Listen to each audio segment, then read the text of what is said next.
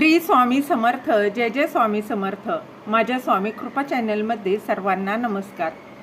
12 August 2026 या दिवशी आहे आषाढ अमावस्या आणि त्यानंतर 13 ऑगस्ट 2026 पासून म्हणजेच आषाढ अमावस्या संपल्यानंतर बघा आपल्याला या दिवशी श्रावण महिन्याला सुरुवात आपली होणार आहे. तर या श्रावण महिना सुरू होण्याआधी अवघे काही दिवस बाकी आहेत आणि अशा या काही वस्तू ज्या आहेत त्या तुमच्या घरात असतील जेणेकरून घरात सतत नकारात्मकता राहते. या वस्तू ज्या आहेत त्या तुम्हाला बाहेर काढायच्या आहेत. नाहीतर बघा श्रावण महिना म्हटलं तर हा भोलेनाथांचा उपासनेचा महिना मानला जातो. मग ती सेवा कुठल्याही बघा असो, कुठल्याही देवाची सेवा असो, त्या सेवेचं पुण्य हे मिळण्याऐवजी या वस्तू जर घरात असल्या तर त्या घरात असल्यामुळं अडचणी ह्या येत असतात. तर अशा या काही वस्तू आपल्याला घराबाहेर काढायच्या आहेत. तर त्या वस्तू कुठल्या आहेत? या वस्तूंमुळे तुम्ही कितीही सेवा केली, कितीही उपासना केली तरी त्याचा काहीही उपयोग होणार नाही. तर त्या कोणत्या वस्तू आहेत तेच तुम्ही तुमच्यासोबत या व्हिडिओत शेअर करणार आहे. ते जाणून घेण्याआधी तुम्ही माझ्या चॅनलवर नवीन असाल तर सबस्क्राईब नक्की करा आणि व्हिडिओ माहितीपूर्ण वाटला तर लाईक शेअर नक्की करा. तर या श्रावण महिन्यात सेवा करत असतो, रोज करतो. तर बघा अगदी प्रत्येकजण काही ना काही सेवा जशी जमेल तशी सेवा करत असतो. तर अशा वेळी सेवा रोज करत असताना घरामध्ये अशा अशुभ गोष्टी जर असतील तर त्यानं घरात नकारात्मकता राहते. म्हणून आपलं घर आधी स्वच्छ असेल तरच आपण जी सेवा उपासना करतो, अगदी रोज करतो, त्याचं पुण्यही मिळतं आणि आपल्या मनातील इच्छा देखील पूर्ण होते.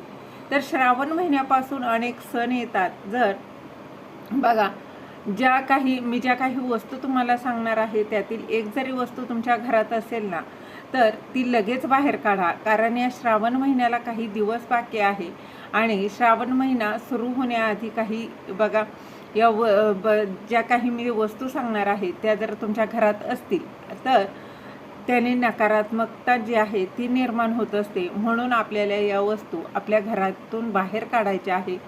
घरातील प्रत्येक वस्तूमध्ये सकारात्मकता आणि नकारात्मक अशा दोन्ही ऊर्जा असतात आणि त्या ऊर्जेचा आपल्या जीवनावर परिणाम हा होत असतो. म्हणूनच लक्षात घ्या, घरामध्ये बघा जर तुटकी भांडी जी आहेत ती जर म्हणजेच काय तर चिर गेलेली जरी भांडी असतील, प्लेटी, डिश असेल, डब्याचं झाकण वगैरे असं काही असेल किंवा चहाचे कप आहे बघा त्या कपाचं दांडा तुटलेला असतो किंवा ग्लास असतो, डब्याला देखील चीर जाते, असं जर काही असेल तर अशा वस्तू तुटलेल्या ज्या वस्तू ज्या आहेत त्यातून नकारात्मकता बाहेर पडते आणि त्यामुळे आपल्याला आपल्या जीवनावर त्याचा वाईट परिणाम होतो. मग पैसा टिकत नाही किंवा पैसा घरात येत नाही, सतत काही ना काही असे प्रॉब्लेम चालू असतात. म्हणून अशी भांडी घरातून बाहेर काढा. थोडी पण चांगली भांडी घरात ठेवा जेणेकरून घरात सकारात्मकता राहील. दुसरी गोष्ट म्हणजे देवघरातील तुटलेल्या बघा ज्या मूर्ती आहेत, खंडित झालेल्या ज्या मूर्ती आहे किंवा फोटो ते जरी असतील तर ते देखील ठेवू नका. त्यांची बघा विधिवत पूजा करून त्यांना विसर्जित करायचं आहे.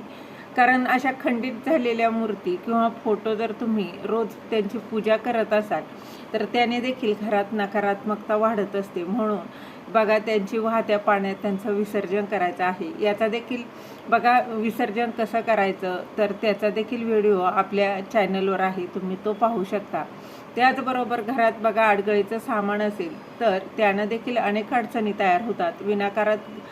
विनाकारण जर घरात भंगार ठेवलेलं असेल, अशा काही वस्तू असतील जेणेकरून त्या वस्तूंचा वापर होत नाही परंतु त्या वर्षानुवर्ष त्या धूळघात जर पडलेल्या असतील ना तर अशा वस्तू देखील तुम्हाला घराच्या बाहेर काढायच्या आहे.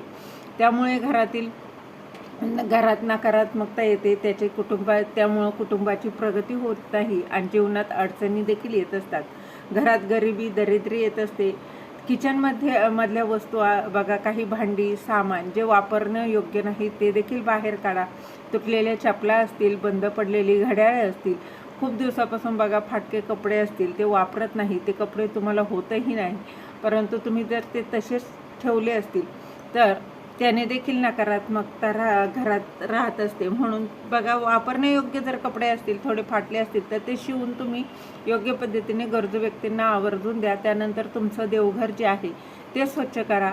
घर जेवढं स्वच्छ असेल तेवढं देवघर देखील बघा. देवघर जेवढं स्वच्छ तेवढं असेल ना, तेवढी सुख समृद्धी त्या घरात आणते. घरात कटकटी, भांडणं होत नाही, कुटुंबाची प्रगती होते, सकारात्मकता टिकून राहते. थोडक्यात काय तर माता लक्ष्मीचा आशीर्वाद मिळतो. जिथे स्वच्छता असते तिथे माता लक्ष्मी असतेच. तिथे कसलीच कमतरता जी आहे तर ती भासत नाही. म्हणून हे अगदी साधं सोपं आहे, परंतु बघा तितकंच महत्त्वाचं आहे. झालेली सेवा महाराजांच्या चरणी रुजू करते. श्री स्वामी समर्थ. धन्यवाद.